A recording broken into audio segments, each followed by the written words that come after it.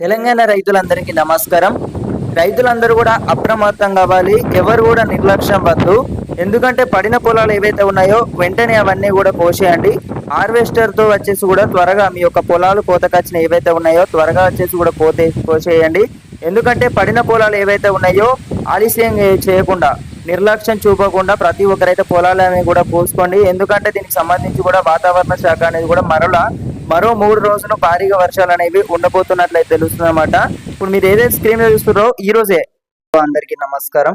మరలా ఈ యొక్క తెలంగాణలో చూసుకున్నట్టయితే వాతావరణ శాఖ నుంచి వెళ్ళి ఐఎండి తెలిపినట్లయితే తెలుస్తుంది. మరో 3 రోజులు భారీగా సమాచారం కాదు, ఇప్పుడిప్పుడే ఫుల్గా వర్షం పడ్డదన్నమాట. ఫుల్గా తడిసేసినాం.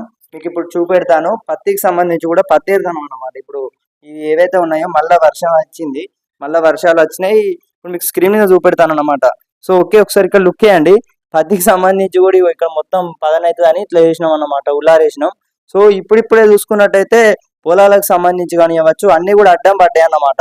ఇప్పటికే చూసుకున్నట్టయితే కింద పడినాయి మొత్తం. ఒకసారి అయితే మీ స్క్రీన్ మీద వచ్చేసి కూడా లుక్ చేయండి. ఇప్పుడు ఫుల్ డీటెయిల్స్ లోకి వెళ్ళినట్టయితే మరలా 3 రోజులలో ఈ యొక్క భారీ వర్షాలు అనేవి అయితే నమోదవుతున్నట్లయితే తెలుస్తుంది అనమాట.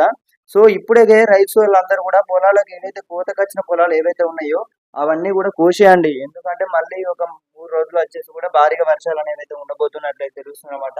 అటు వెదర్ అప్డేట్స్ కూడా, అటు వాతావరణ శాఖ అనేది కూడా హెచ్చరించింది. సో ముఖ్యంగా రైతులందరూ కూడా పొలాలకు సంబంధించి కోతకొచ్చినాయి.